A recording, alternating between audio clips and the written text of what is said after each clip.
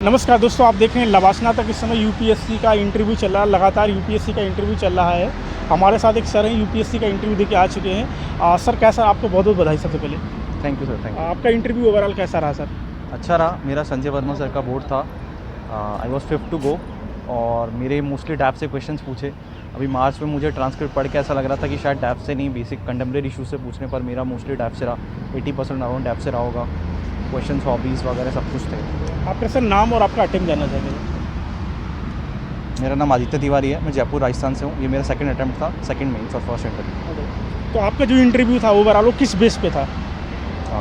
Sir मेरी hobbies थी जैसे साइंस फिक्शन मूवीज़, तो उसके ऊपर सर ने क्वेश्चन पूछे तो ऐसा लग रहा था संजय वर्मा सर खुद भी इंटरेस्टेड थे। तो 2001 स्पेस ओडिसी मूवी के ऊपर काफ़ी लंबा डिस्कशन चला। दैन फिर कुछ 2 लेडी मेंबर्स थे, उन्होंने थोड़ा लंबा डिस्कशन चलाया। मेरे जॉब से रिलेटेड क्वेश्चंस पूछे, जयपुर जो मेरा होम टाउन है उससे रिलेटेड क्वेश्चंस पूछे और मोस्टली इससे क्वेश्चंस हुए। अभी सर आप किस जॉब में हैं? मतलब मैं जॉब में था, रिज़ाइन कर दिया। माइनिंग इंडस्ट्री में जॉब में था मैं। अच्छा। तो अभी आपके ऑप्शनल सब्जेक्ट क्या और उससे रिलेटेड कुछ क्वेश्चन हुए या नहीं? मेरा ऑप्शन सब्जेक्ट PSIR है। उससे रिलेटेड क्वेश्चन नहीं आ पाए क्योंकि डैफ में बाकी और भी चीज़ें थी, पर यही था मोस्टली। तो PSIR काफ़ी लोग का ऑप्शनल सब्जेक्ट होता है, क्या कारण होता है, मतलब वजह क्या? सबसे तो मैं ये है कि इग्निशन मिल जाता है। मतलब मोस्टली लोगों को लगता है कि IR भी इंटरेस्टिंग है। रोज़ यूट्यूब पे वीडियोस देखते हैं तो वो लगता है कि अपना ही सब्जेक्ट है। पॉलिटिकल साइंस भी इंटरेस्टिंग लगता है और उसका GS से काफ़ी ज़्यादा ओवरलैपिंग है। IR भी और जो इंडियन गवर्नमेंट पॉलिटिक्स GS2 में इंडियन पॉलिटी पढ़ते हैं तो लोगों को लगता है कि ईजिली हो जाएगा और सोर्सेज अवेलेबल है, टीचर्स अवेलेबल है, इसलिए इतने लोगों को PSIR। आपने कोई कोचिंग वगैरह ली है? हाँ, मैंने फाउंडेशन की कोचिंग ली थी मैंने। अच्छा। आपका मीडियम क्या है? मेरा इंटरव्यू और पेपर का मीडियम दोनों इंग्लिश है। अभी प्रीलिम्स के 60 दिन बचे हुए हैं और प्रीलिम्स काफ़ी बॉर्डरिंग मतलब होता है। प्रीलिम्स के लिए क्या करें और क्या रणनीति थी आपकी? थोड़ा प्रीलिम्स के लिए अभी इस टाइम तो जितना ज़्यादा फुल लेंथ टेस्ट दे सकते हैं उतना दीजिए और उसके अलावा साथ में ही रोज़ सफिशिएंट टाइम डेडिकेट करके डेली PYQs को एनालाइज करना चाहिए और सिंपल पैटर्न देखनी चाहिए PYQs में। खाली उसके सॉल्यूशन, किसी कोचिंग के सॉल्यूशन देख के नहीं, पैटर्न देखिए और फिर उसके बाद में उसको स्टैटिक बुक से ट्रेस करिए कि अगर इस साल ऐसा आया तो किस टाइप से और क्वेश्चन बन सकते हैं और उनकी प्रैक्टिस कोचिंग के मॉक्स में कीजिए और मार्क्स से मत घबराइए। कितने साल की PYQ करना चाहिए? अभी समय तो कम बचा हुआ, 60 ही दिन बचा है। देखिए 2013 के बाद के तो सारे ही करने चाहिए, पर अगर आप पीछे की PYQs करते हैं खासतौर पे ज्योग्राफी, हिस्ट्री में, इन सब्जेक्ट्स में तो आपको फ़ायदा ही हुआ क्योंकि 2 क्वेश्चन लास्ट ईयर 2000 के आसपास के ज्योग्राफी के question as it is prelims में आए थे। तो वो क्वेश्चन अगर आप एज इट इज़ मतलब उसके वो जो ऑप्शन है वो भी सेम थे, तो वो भी अगर कर लेनी चाहिए इन 2 सब्जेक्ट्स के तो अच्छा रहेगा। ये CAPF वगैरह इन लोग का PYQ कितना महत्वपूर्ण होता है? इनके PYQs भी इंपॉर्टेंट होते हैं, पर अगर आप किसी कोचिंग के मॉक्स वगैरह दे रहे हैं या कुछ क्वेश्चन बैंक सॉल्व कर रहे हैं तो उसमें आ जाएगा, पर लेटेस्ट इनके पेपर सॉल्व कर सकते हैं। फॉर एग्जांपल 3-4 साल के इनके लेटेस्ट के पेपर्स कर सकते हैं सॉल्व आप। मेंस के लिए आपकी क्या रणनीति और कैसे अप्रोच करा था? मेंस के लिए मोस्टली प्रीलिम्स का कंटिन्यूशन है, पर डिटेल में पढ़ना है आपको। तो हर सब्जेक्ट के आपके शॉर्ट नोट्स होने चाहिए, हर सब्जेक्ट के कीवर्ड्स होने चाहिए। जितने आप न्यू कीवर्ड्स डालोगे GS में उतना आपको बेनिफिट रहेगा और इसका सबसे ज़्यादा GS4 स्कोरिंग लगता है मुझे। लास्ट ईयर भी GS4 में मेरे अच्छे मार्क्स आए थे एथिक्स में। जितने कीवर्ड्स डालेंगे और केस स्टडीज़ पे मोस्टली फोकस होना चाहिए। और वहीं GS3 में जिसका साल भर मेंस ओरिएंटेड करंट अफेयर अच्छा रहेगा वो GS3 में अच्छा स्कोर करेगा, वरना GS3 में कम मार्क्स ही रहेंगे। और GS1 GS2 स्टैटिक है तो उसके लिए इतना अच्छे से पढ़ना पड़ेगा। नोट्स बनाने के लिए काफ़ी मतलब कहाँ से बनाया, कैसे बनाया, समझ में नहीं आता। कैसे बनाना चाहिए नोट्स, थोड़ा इसके बारे में बताइए। नोट्स एक इवोल्यूशन प्रोसेस है। मतलब फर्स्ट डे अगर आप सोचोगे कि अच्छे नोट्स बना लें टॉपर जैसे, तो वो नहीं हो पाएगा क्योंकि कभी कभार आपको लगेगा अगर आप 2 साल तैयारी कर रहे हैं तो आपको लगेगा जो आपने 1.5 साल पहले नोट्स बनाए थे वो रिडंडेंट है, अभी वो किसी काम के नहीं है, ऐसा होता है। तो इसलिए एक बार आप टॉपर्स के नोट्स देख लीजिए और प्रीलिम्स के उतने नोट्स बनाने का उतना फ़ायदा नहीं है, पर मेंस के ज़रूर बनाने चाहिए। मेंस के टॉपर्स के नोट्स देख लीजिए, उन्होंने शॉर्ट नोट्स कैसे बनाए, उस तरीके से आप कीवर्ड्स देखिए और जो आप आंसर टेस्ट में प्रैक्टिस करते जा रहे हैं उनको नोट्स में डाल दीजिए और खासतौर पे जो मेंस में आप यूज़ कर सकते हो उन फैक्ट्स को आप नोट्स में डालिए। आजकल जैसे कि आप शायद इंजीनियर भी हैं, तो आर्टिफिशियल इंटेलिजेंस या ChatGPT का कैसे प्रयोग करके नोट्स बनाए, थोड़ा उसके बारे में।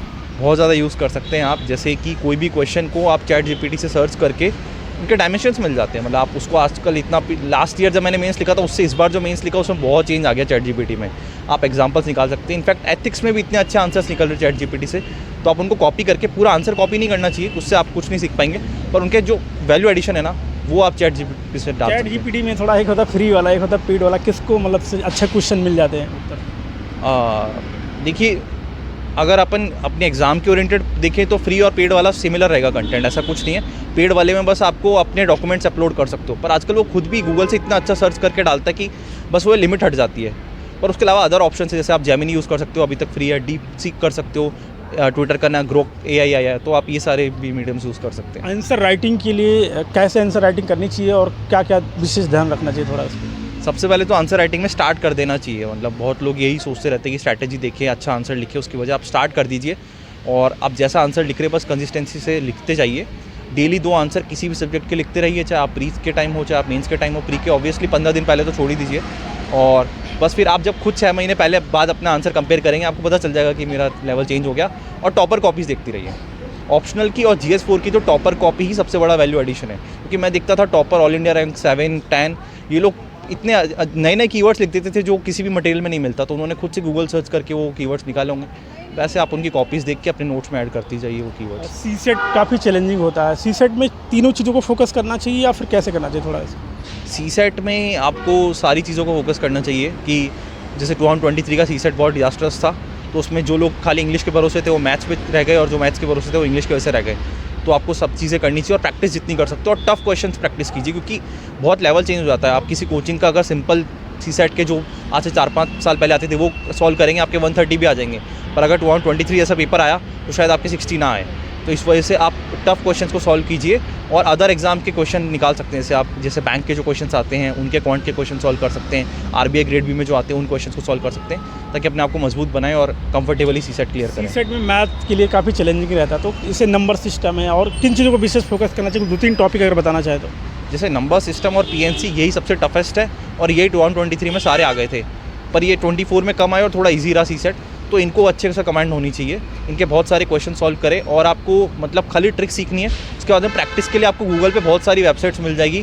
टफ क्वेश्चंस आपको पता चल जाएगा कि layer wise questions, first layer, second layer, third layer तक पहुंच के अलग अलग बैंक के एग्जाम्स की वेबसाइट होती है, उन पे आपको क्वेश्चंस मिल जाएंगे और वो प्रैक्टिस कीजिए। एक रैपिड फायर है, आप प्रीलिम्स के लिए कितने क्वेश्चन करना चाहिए GS के लिए? जैसे मेरा टारगेट फॉरेस्ट सर्विस भी क्लियर करना रहता है प्रीलिम्स, तो मैं ज़्यादा ही क्वेश्चन अटैम्प्ट करता हूँ। मोर देन 85 तो मिनिमम करनी चाहिए, मतलब, और 90 के आसपास मैं अटैम्प्ट करता हूँ। और सीसेट के लिए? सीसेट के लिए मेरा ये रहता था, कहीं पे मैंने एक ट्रिक पढ़ी थी कि आपको हमेशा 4 के मल्टीपल्स में क्वेश्चन सॉल्व करने चाहिए, तो मैं 60, 56, 64 ऐसे क्वेश्चन अटैम्प्ट करता हूँ। मेंस के लिए कितने टेस्ट सीरीज देना चाहिए?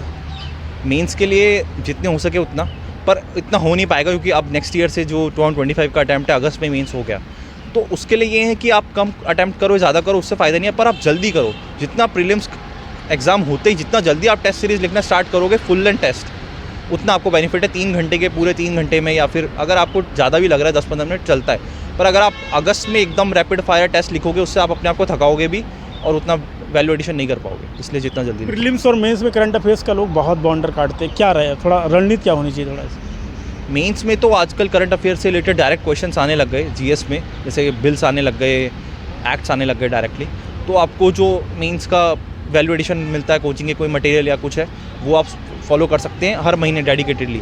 और प्रीलिम्स का आपको ये है कि हर महीने कुछ स्मार्टली करंट अफेयर देखने पड़ेंगे, और जो कंपाइलेशन आता है लास्ट में वो आप कर सकते हैं। पर प्रीलिम्स में ये है कि आप कुछ भी करंट अफेयर, जैसे जो कहते थे पहले वनडे एग्जाम्स के आते हैं वो भी आने लग गए हैं, तो आपको थोड़ा अपना होराइजन बढ़ाना पड़ेगा और प्रैक्टिस करनी पड़ेगी, और PYQs देखने पड़ेंगे, क्योंकि आप सब कुछ करंट अफेयर्स नहीं कवर कर सकते। स्टैटिक पे ज़्यादा फोकस करना चाहिए, मतलब 80-20 का रेशो उस टाइप से। जैसे जैसे एग्जाम आता है या UPSC की जर्नी में क्या अभी आप कभी मोटिवेशन डीमोटिवेशन आया, अगर आया तो कैसे कवर कर रहे थे आप? सबसे पहले तो कि आपको, जैसे मैंने जॉब से रिज़ाइन किया, तो ये सोचना चाहिए आपके प्रिपरेशन में आने के रीजंस क्या है, उनको याद करते रहें कि जब हमने इतने सेक्रीफाइस किया, जॉब रिज़ाइन करी है, तो ऐसे ही तो नहीं करी, इसलिए वो एक मोटिवेशन फैक्टर रहता है। दूसरा मैनिफेस्टेशन बताते हैं लोग बाग कि मैनिफेस्टेशन करो अपना जो जर्नी रही है या फिर जो अपना फाइनल आउटकम हो सकता है उसको, तो ये मोटिवेशन रहता है। और पेरेंट्स सबसे बड़े मोटिवेटिंग फैक्टर रहते हैं। जब प्रीलिम्स एग्जाम आता है तो उसमें एग्जाम में कैसे थोड़ा एंजाइटी भी आती है, उसको कैसे बैलेंस करा जाए? हाँ, वो ये चीज़ है कि 2 घंटे बहुत इंपॉर्टेंट है प्रीलिम्स के टाइम पे, तो उससे पहले बहुत सारे मॉक दीजिए मेरे ख्याल से। और जितने कोचिंग्स के ऑफलाइन मॉक्स होते हैं, ओपन मॉक्स हर संडे को किसी न किसी कोचिंग के होते हैं, अगर आप दिल्ली में हैं तो अच्छा है, उसके अलावा भी अगर आप दूसरी सिटी में तो दीजिए। और जितने मॉक्स दे सकते हैं आपने उस दिन का अपना जो होता है एंजाइटी फैक्टर उसको निकाल सकते हैं। और उस दिन बहुत इंपॉर्टेंट है, स्ट्रैटेजी फिक्स होनी चाहिए कि मुझे आधे घंटे में इतने क्वेश्चन इतने करने।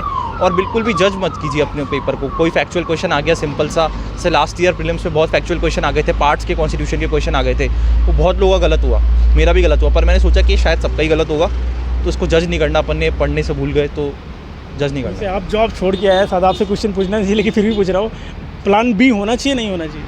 हाँ बिल्कुल होना चाहिए, पर ये है कि कोई अगर प्रिपरेशन में जल्दी आया है, कॉलेज से तैयारी कर रहा है या फिर कॉलेज के जस्ट बाद तैयारी में आया, तो 2 अटैम्प्ट दे सकता है विदाउट प्लान बी, पर उसके बाद होना चाहिए। पर ऐसा होना चाहिए कि आपका प्लान बी, अगर आप कोई नॉर्मल कॉलेज से कर रहे हैं डिग्री, तो प्लान बी में भी दिक्कत हो जाएगी। इसलिए आप ग्रेजुएशन भी ट्राई कीजिए। अच्छा, अगर आप 12th से अगर तैयारी की सोच रहे हैं तो ग्रेजुएशन भी ट्राई किए, अच्छा रहे, ताकि आपका प्लान बी भी ईजिली हो सके। अंत में जो यूपीएससी या सिविल सर्विसेज की तैयारी करते हैं, क्या ध्यान रखें? थोड़ा अपनी तरफ से कुछ बताना चाहिए आप। सबसे पहले स्मार्ट तैयारी, मतलब जैसे कि बहुत सारे लोग मतलब मिसगाइडेड रहते हैं, सोर्सेज बहुत ज़्यादा फॉलो करते हैं, और एक्सेसिव नोट्स बनाने के, मतलब मुझे जो सबसे ज़्यादा मिसगाइडेड लगते हैं बच्चे, वो ज़्यादातर नोट्स बनाने के रहते हैं। तो आपको स्मार्ट तैयारी सबसे ज़्यादा इंपॉर्टेंट है, हार्ड वर्क से ज़्यादा स्मार्ट तैयारी बहुत इंपॉर्टेंट है। और जितना आप लोगों से बात कर सकते हैं, जितनी स्ट्रैटेजी ले सकते हैं, पर अपने डिस्क्रिप्शन से उसको यूज़ करना है, अप्लाई करके जैसा हो पा रहा है उतना यूज़ करके। आपको बेस्ट ऑफ लक लबासना तक की तरफ से और हमारे सभी व्यूअर की तरफ से। Thank you so much, best, have a nice. और मुझे Thank you, उम्मीद sir. है कि आपका सिलेक्शन जरूर होगा। बिल्कुल, थैंक यू सर।